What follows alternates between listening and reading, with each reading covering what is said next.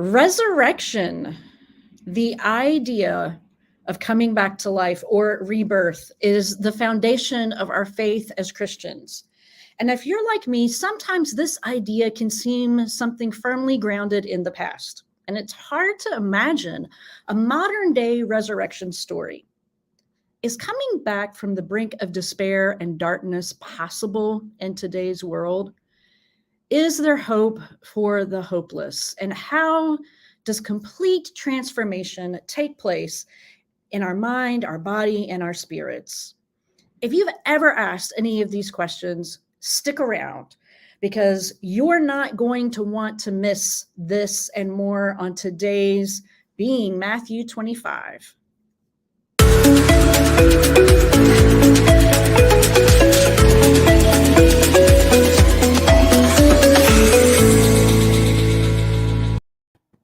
Hey everyone, welcome to Matthew 25. Hey Diane.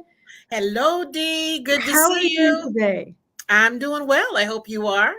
I am. Where are you joining us from? This is not your normal. Where are you in the world? Everyone, I am in Atlanta, Georgia at the North Avenue Presbyterian Church. All right. And I'm in the office of Reverend Jasmine Evans, who's an associate pastor there and was a former member and now a colleague. And I'm so excited to be here. Yeah. Don't you love it how things can come full circle? I love that kind of thing. That's awesome. Well, thank you for joining us from Atlanta. And today, Diane, we have an incredible story of transformation, hope, and being Matthew 25. Some of our favorite people, Kevin and Danielle Riley, and they know what it means to be desperate, right? Lost in the darkness of addiction and desperation. And both had been using drugs and alcohol from a young age. After quite painful divorces, they met on a dating website, and soon they were using meth together, and things went downhill fast. Danielle lost her job at a local hospital, and they both ended up houseless. And the couple spent 2 years on the street doing anything they could to support their habit. Clean and sober for 10 years now, they are a clergy couple at a Matthew 25 church that helps people escape poverty and addiction. I just love it. God is so, so good. This is an absolutely incredible story and one of my favorite of people bearing witness to the power of Christ to change our lives. So let's take a look at their story.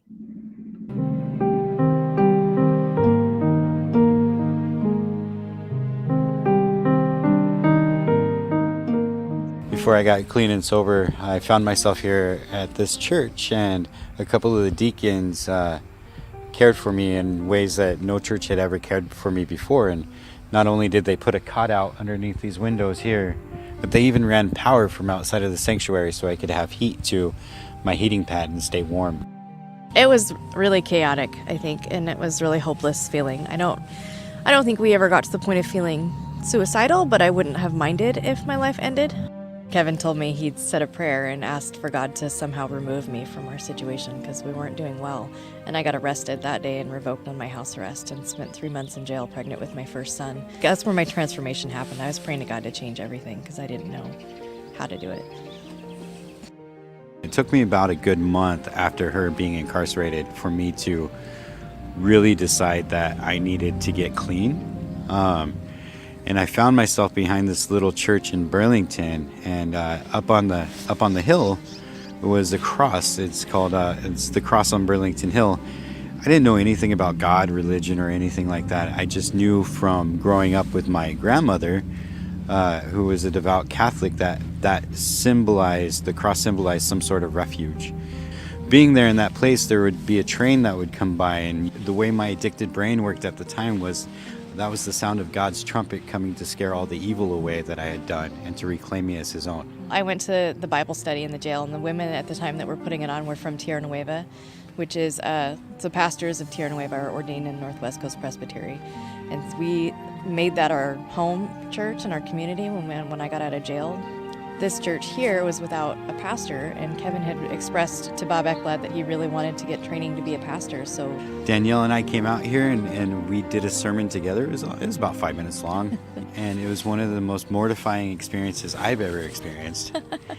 But his heart and the message that he brought, just in those little 5 minutes, we were like, he really, really, really is moving with the Spirit. He had such a heart for doing it. So he trained to become a commissioned lay pastor.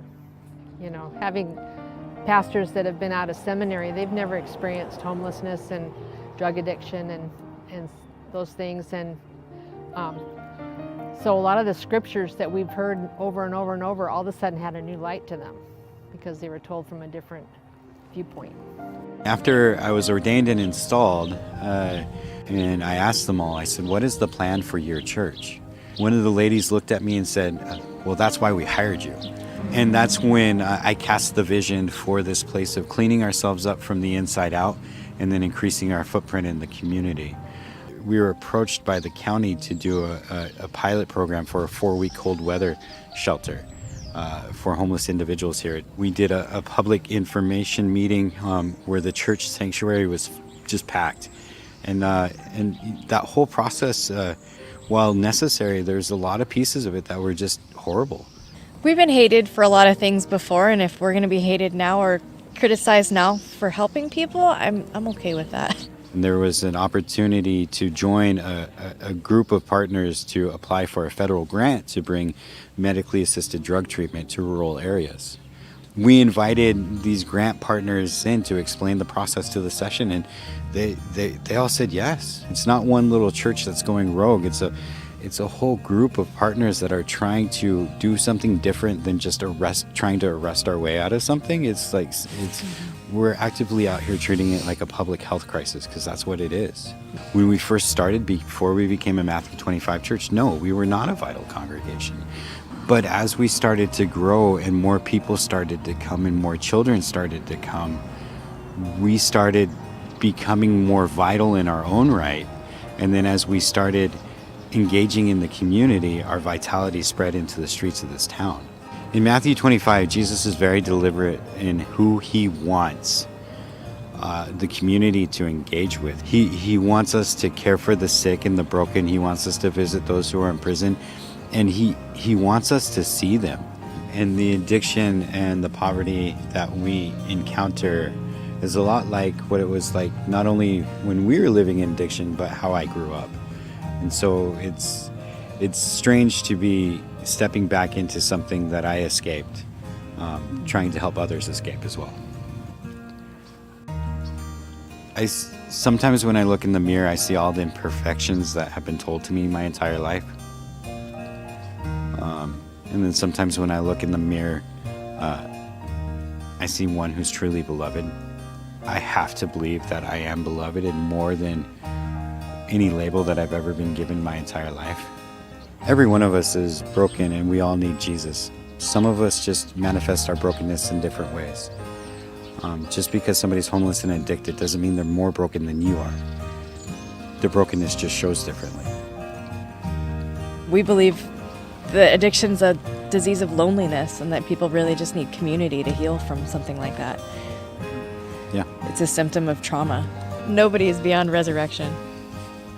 It can happen to us, it can be anybody. Yeah.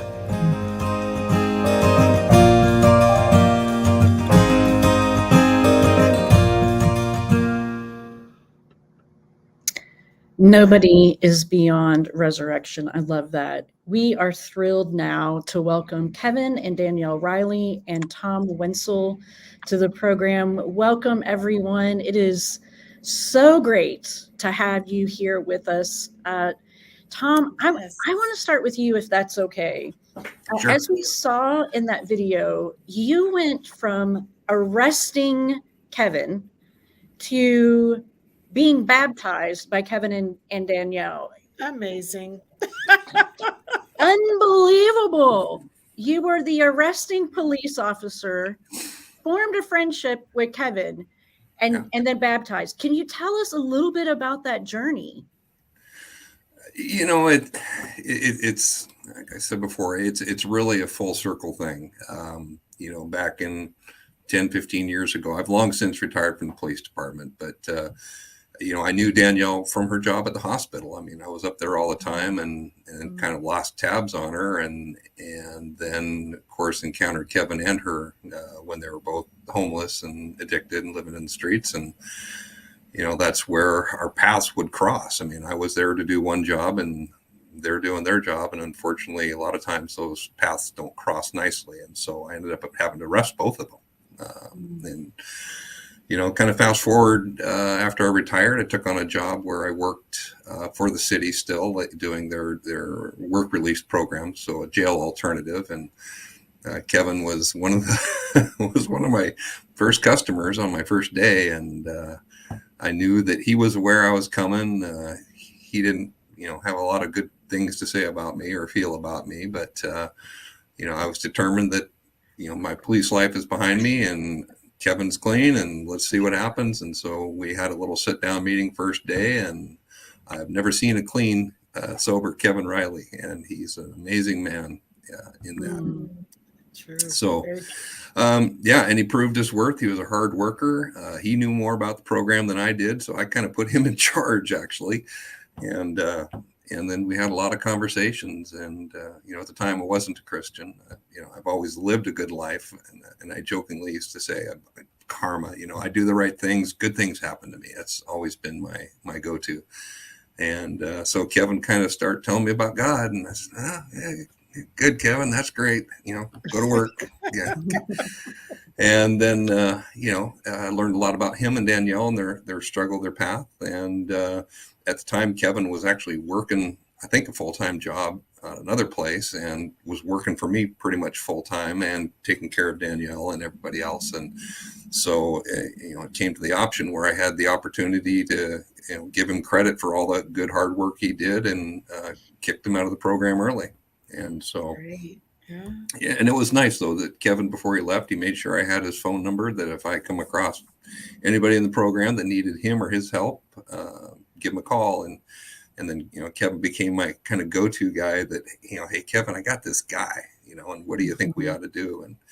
And we just started staying in touch on a regular basis. He'd come by months after him, and we're all done with the program. They just stopped by when Asher was born to bring the baby over, and we'd visit and talk, and kind of just developed a real good, strong friendship at that point.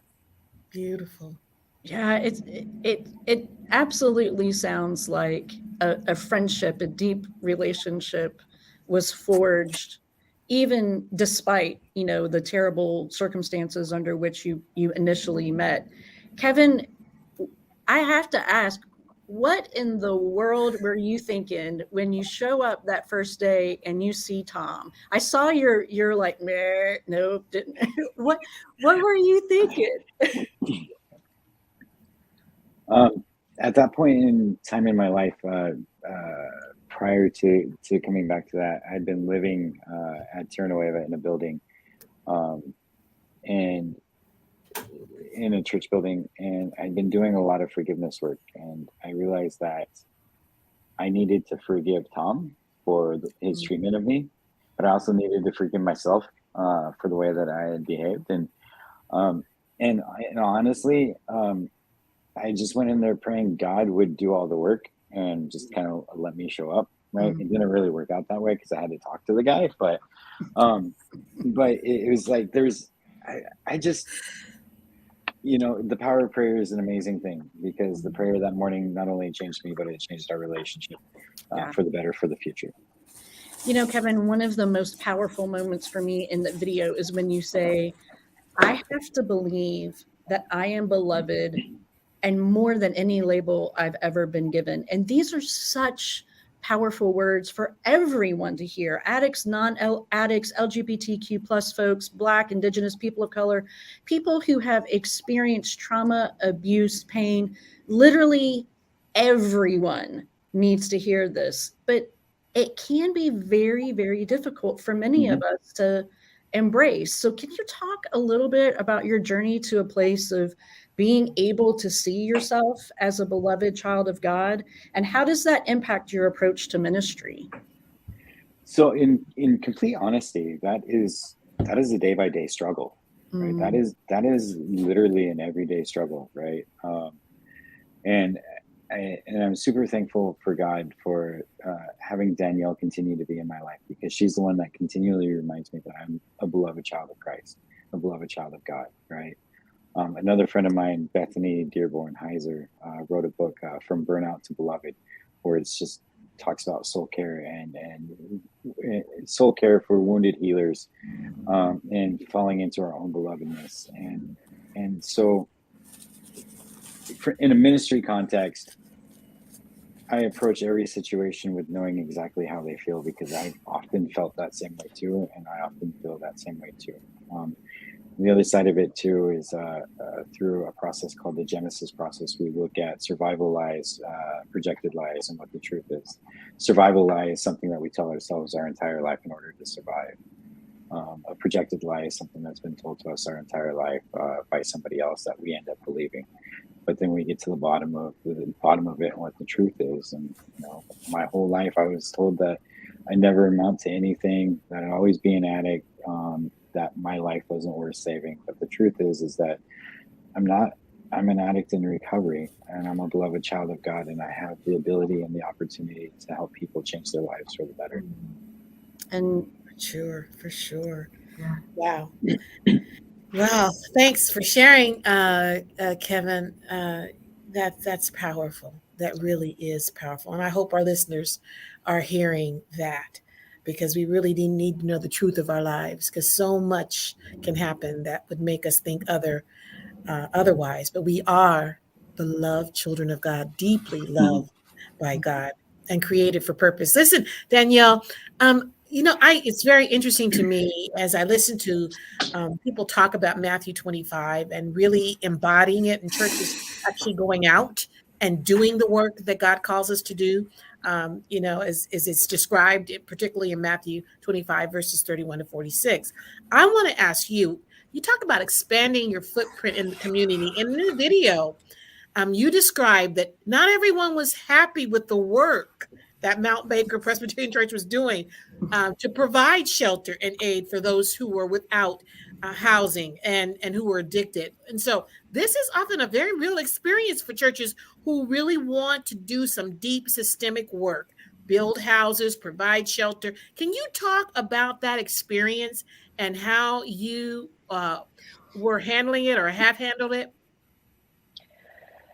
Well, I think, like I was saying before, like we've been hated for a lot of reasons that weren't helping other people. So we know what it's like to be those people that are treated like our lives don't matter, or like our struggle is something we deserve. And that's sort of the attitude I feel like we sort of came up against when we tried the homeless shelter, that people deserve the circumstances, or that their circumstances are a choice. And having lived through it ourselves, we know firsthand that that's not something anybody would ever choose. Right. So we felt like it was our calling to really step outside of that narrative and help people that needed help, the least of these, right? That's what Jesus tells us to do, is help the least of these. Mm-hmm. Mm-hmm. Danielle, you're definitely, I wish you and Kevin lived closer, because you are definitely somebody I could imagine hanging out with. I love when you say, hey, we've been hated before. If they're going to hate us for doing good, so be it. That kind of attitude is amazing. That type of, listen, this is what Jesus calls us to do, and we're just going to do it. I love it. I love it. I love it. I love it. I love it. And I love the way I just saw your husband, Kevin, look, and you must be in the other room to the right, and grin at you with the look of love. That was amazing. So I just had to call that.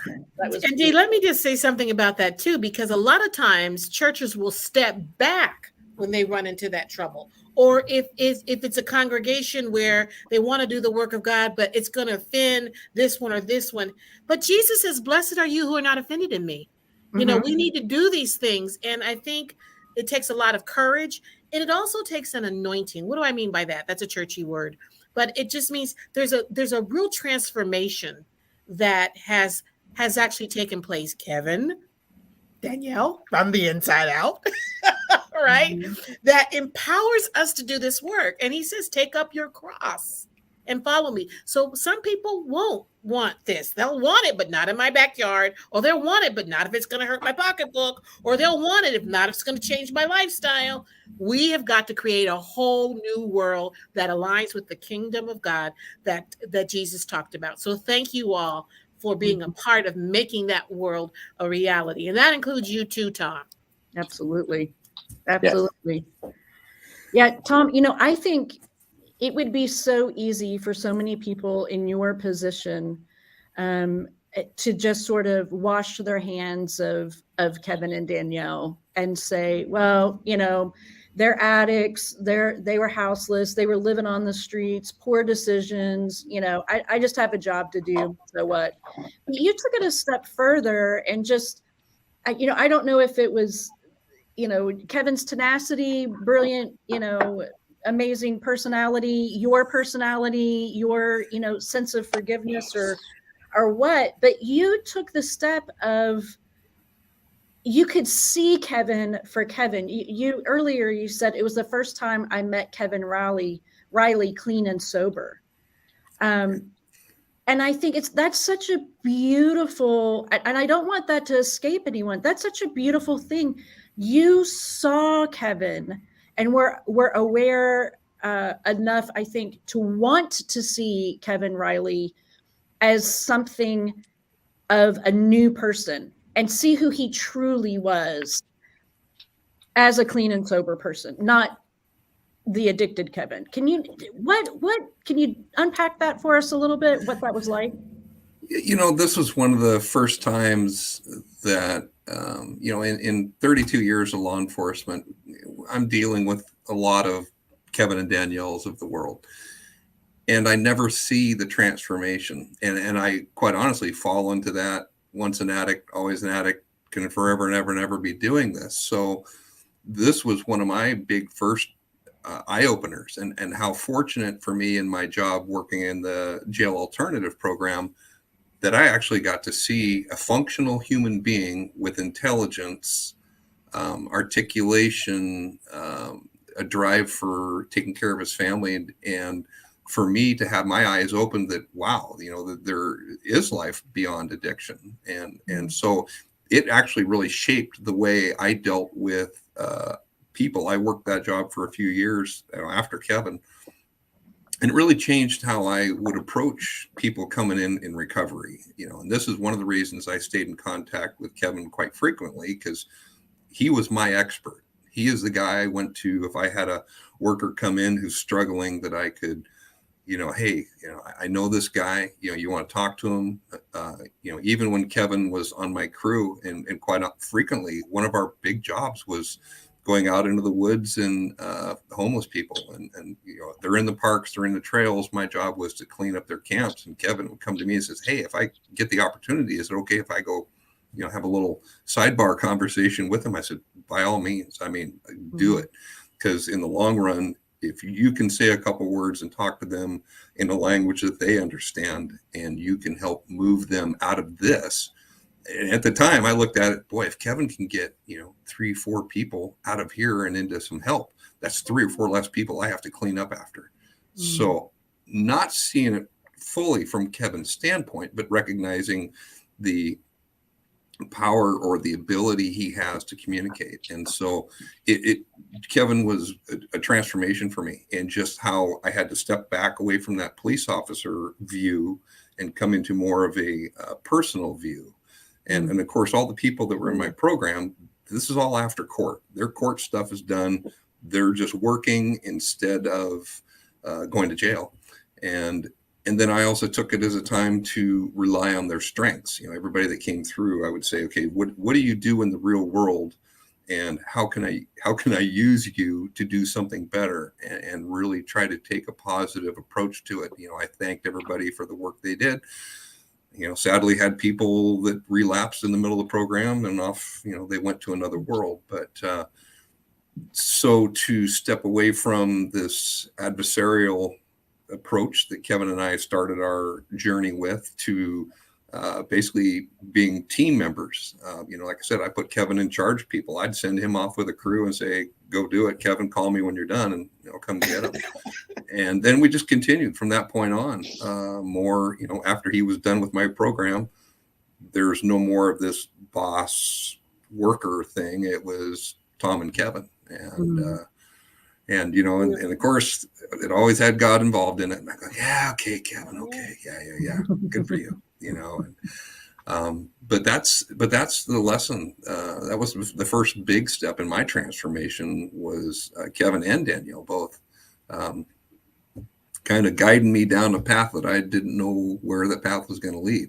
Not the last couple of years. So that's good. For sure.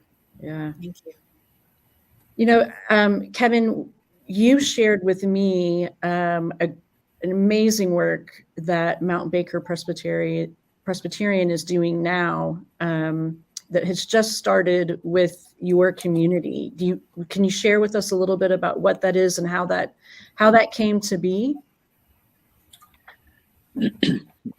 Which one? Because we got about 5 different things going on right now. Right. See, this is what I love. Which one? Oh man, if only every church could say that. So I think I know the one that you're talking about. I just got to come hang out with you guys in Kentucky and meet you guys face to face, which we'll be talking more about that later on in the show. But yes, which was an amazing experience. As a matter of fact, I'm wearing my Louisville Slugger Museum T-shirt that Melody helped me get, which is isn't amazing. But right before I left and got on my flight, we entered into a drastic drop in temperature here, and some of the partnerships that I have within Skagit County and county government, we work really well together and we communicate really well together. And so through some communication and shifting one of our staff members to a night shift, we were able to pull together an emergency cold weather shelter that started running, I think, the night before I left. And we've been consistently housing about 5 to 6 people a night. And the building that we're housing them in actually has a shower in it. So people enjoying the shelter are able to come in and take a shower. The girl that works for us is a former hairdresser. And so she's coming in and as these people who are coming from the streets in 32, 30 degree, 28 degree temperatures coming in out of the cold, they're met with kindness, love, compassion, integrity. They're able to go take a shower, clean up, wash their hair. And then when she's working, she's offering them haircuts so they can leave the next morning feeling like actual human beings, like beloved children of God. And that's what, and we, unfortunately, it looks like we're going to have to close the shelter for a little bit starting tonight, because on a volunteer basis, it's just not sustainable to run it till the end of March. But we are actively pursuing something between the county and us to be able to create a funding stream to be able to run that shelter until March to ensure people have a place to stay and a place to go. That's just one little thing that we're doing. Mm-hmm. Danielle, tell us about your work that the church is doing with those who are addicted in your community. So we have partnered with a third party, HRSA and the ACH, Northsound ACH, to bring a nurse, and partnered with Jen, who works with us, is actually Tom's daughter. It's a fun connection. I wasn't going to go there. Kevin didn't mention it, but I wanted to point it out because I just had to. They bring people in and set them up with MAT. It's called medically assisted drug treatment, and it's typically used for people in alcohol addiction or heroin or opioid addiction that helps them withdraw safely and without very many side effects. So that's happening in our secondary building every Tuesday. Unbelievable. It's so obvious that you all are engaged with your community and have community partners, and that those relationships are really being a blessing to the community at large. That's so important when we talk about dealing with systemic poverty and eradicating, all of the issues that would keep people oppressed. So thank you. Yeah, I've heard both. Kevin. Yeah, can I just jump on a soapbox for like 2 minutes? Absolutely. So here's the thing with Mount Baker Presbyterian and what we are actively trying to do in the community is I believe that the church is a hospital for the broken. We go to church because our lives are not together, and we need community to be able to sustain that. And in going to church, oftentimes me, even as a pastor, I cannot see how God is moving in my life, but I can see how God is moving in the lives of my congregants, which allows me to see how God is moving in my life, right?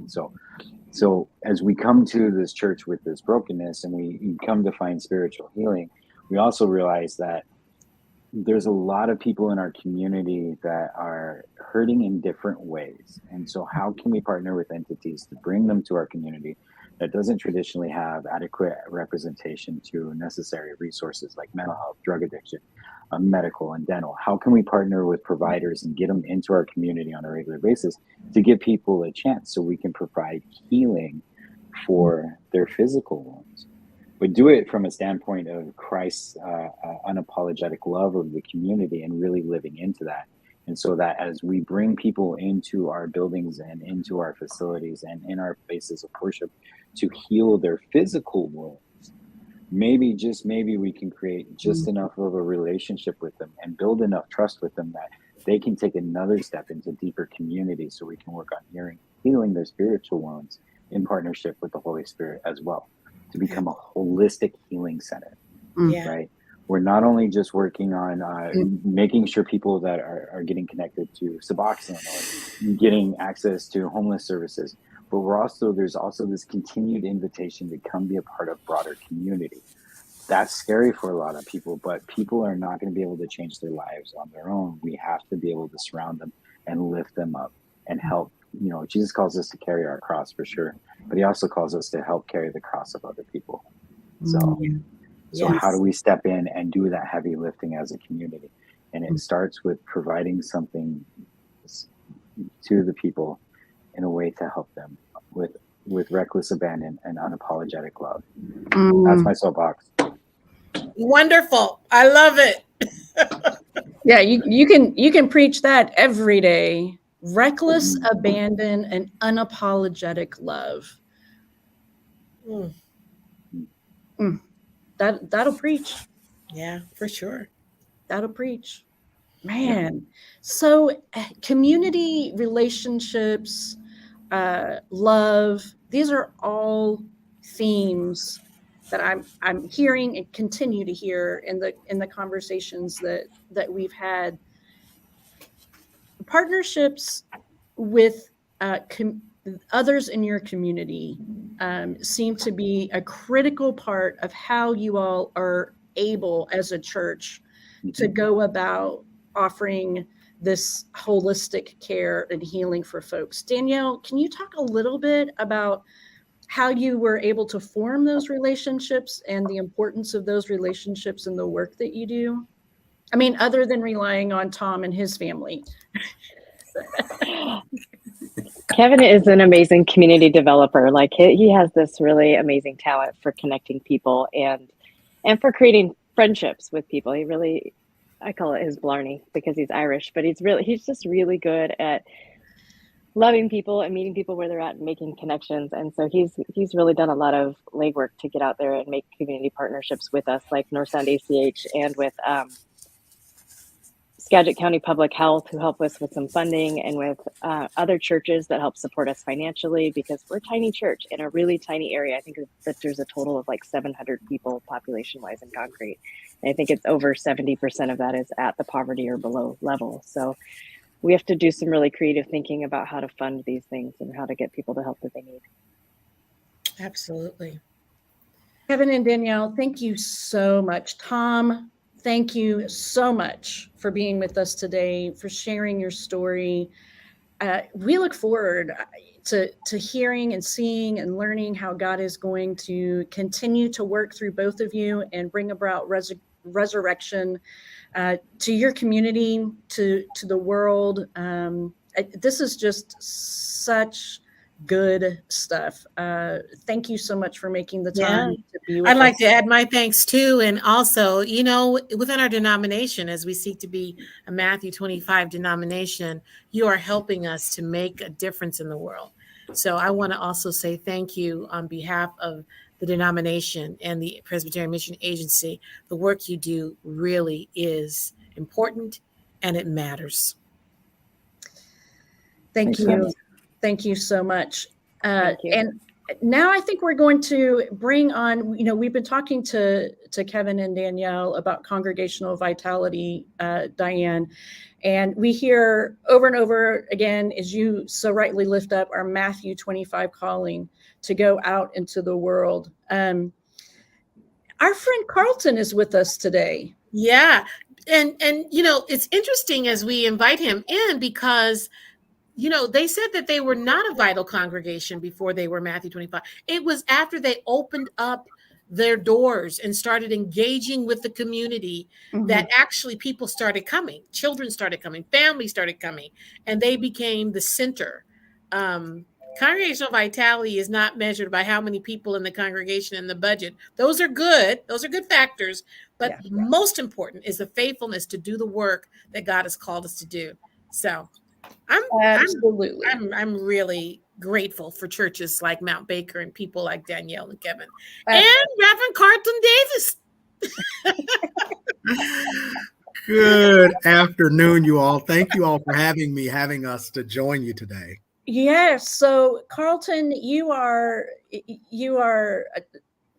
I mean, you're my PMA crush. You're my brother from another mother. You are an amazing man of God. And I just want to ask you, so you are the Vital Congregations coordinator of Vital Congregations.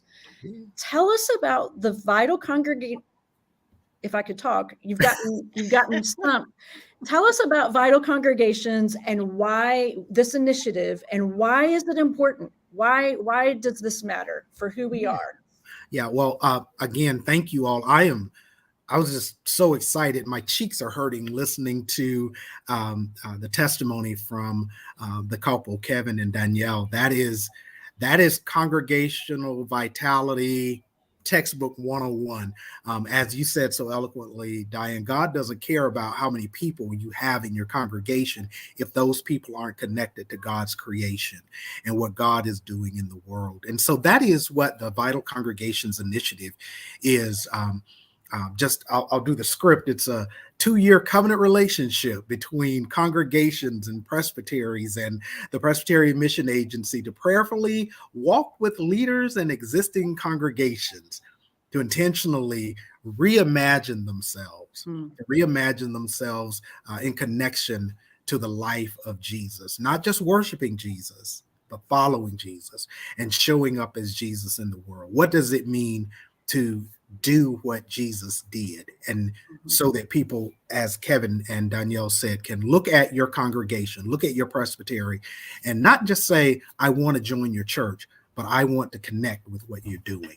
The movement in the community. I also, for those of you who are watching, when you talk about Matthew 25, you talk about 3 primary focuses, right? One is eradicating systemic poverty. The other is dismantling structural racism.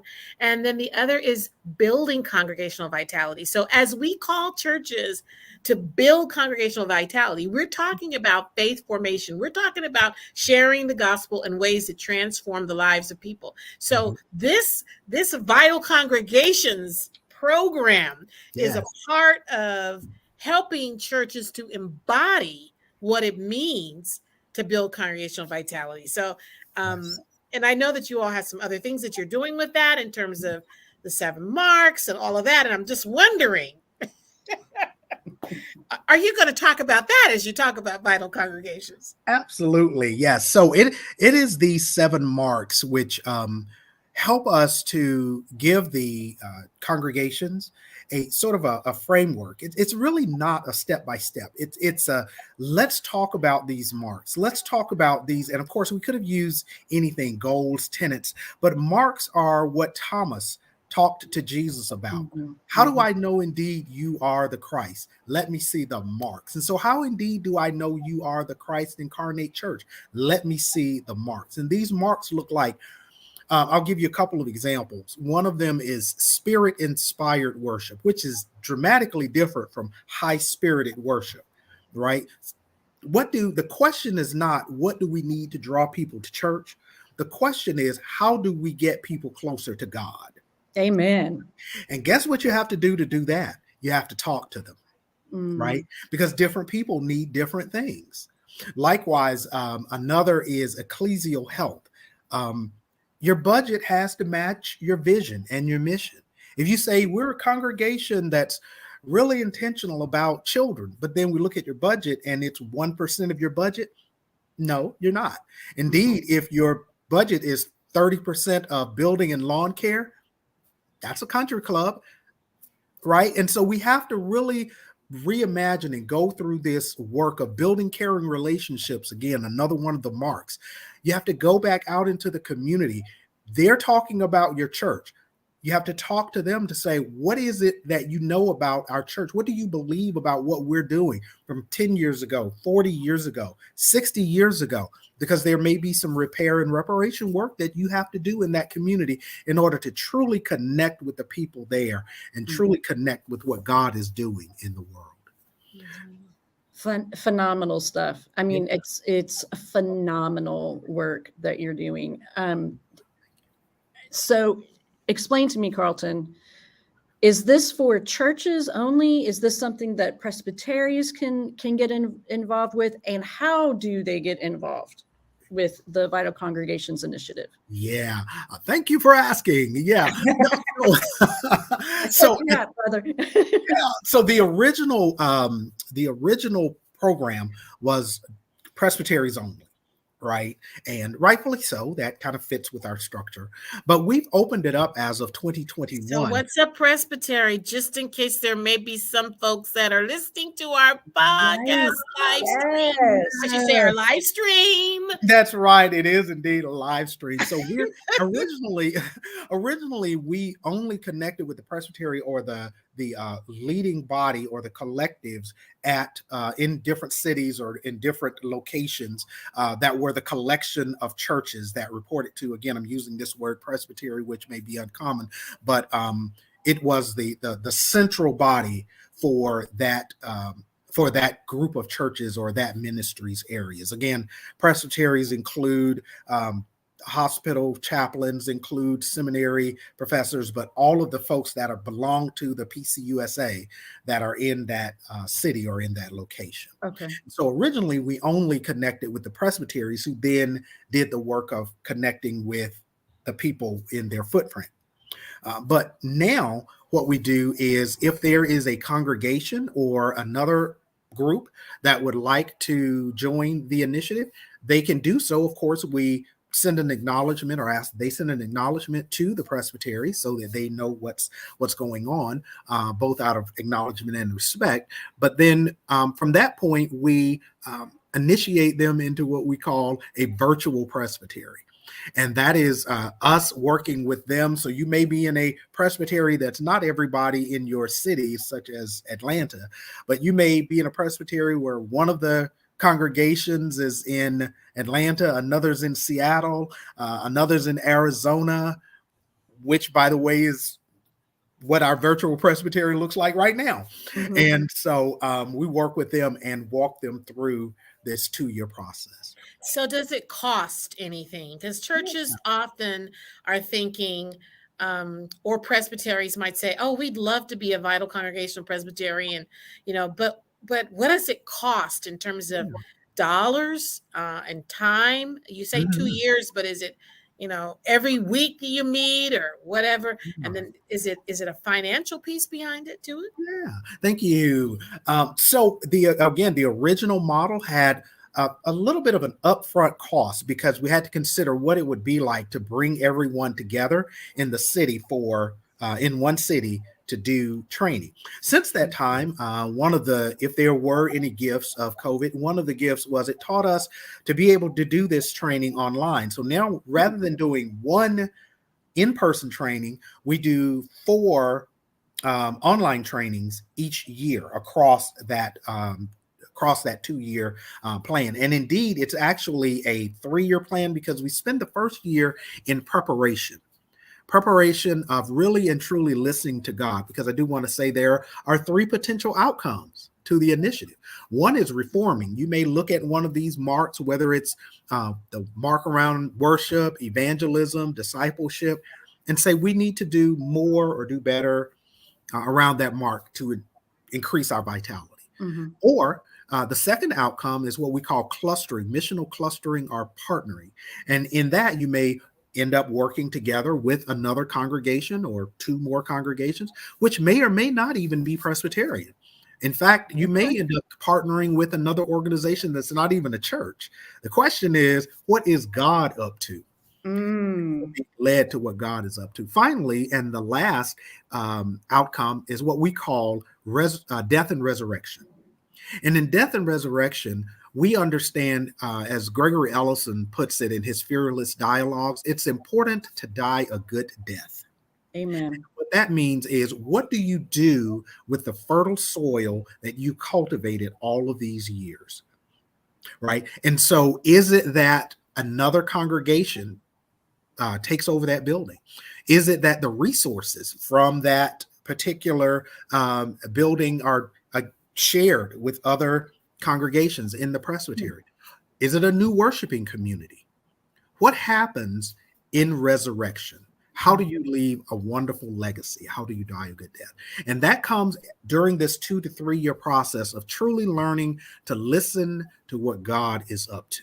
So you all come in as coaches, so to speak, and work with these churches for the first year, trying to determine who they are, and then coming to a place where they decide, oh my goodness, we need to do resurrection, or we need to do more of this, or perhaps we need to close. And I certainly would do that in consultation with the neighborhood. And certainly when we talk about repair and reparations, that's another thing that we look at when we're looking at something like that. But you help the churches determine how they might move forward, how they might become more vital. And even if that means losing their life and giving their resources and closing their doors, but doing it in such a way that something else is born that bears witness to Christ and that's faithful and that's healing. So Absolutely. now, so still, I want to ask this question now. If you said there was the cost is when a church or a presbytery becomes a vital congregation or says we want to be join this particular program, is there a modest cost? I mean, or does it depend on the church, presbytery? What's that? I mean, I know our listeners, whether may want to know that. Yeah. So again, what I was saying earlier is there's not the upfront cost of coming to training. So that reduced the cost dramatically. Our book is now available digitally. So there's no cost for that. Of course, we can print it for you at a modest cost. It's like $30 if you choose that, but again, no cost there. So that truly the only cost financially is that of taking what's called the United States Congregational Vitality Survey.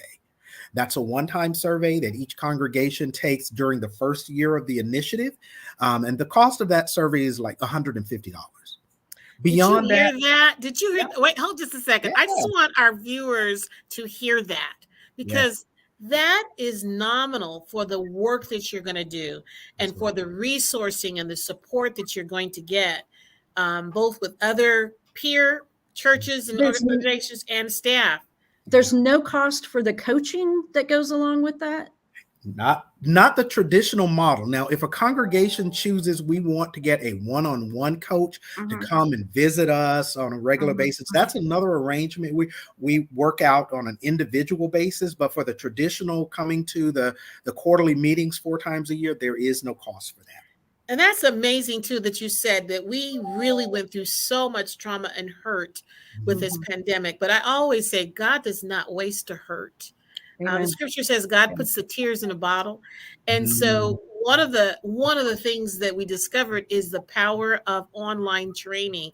So people can still come to, I know that you come together at certain points, but you can still go through the curriculum. You can still do the most, the important work, and without it being a burden in terms of cost, because some churches are really challenged with that. That's right. But anyway, that's absolutely wonderful. Awesome. Great, Yeah. great news. Thank We you, are- Carlton. You're welcome. We are super excited. We have another cohort beginning in the spring. And so come one, come all. There's, I did want to give this one last update. In the first years of the initiative, we were kind of restrictive because we had to kind of manage to make sure we had enough resources to serve the churches that became a part of the initiative. Mhm. There's no longer an application. Wow. You just Wonderful. simply let us know you want to be a part of the program. That there's a couple of questions that need to be answered so that we get to know you about, and we're off and running.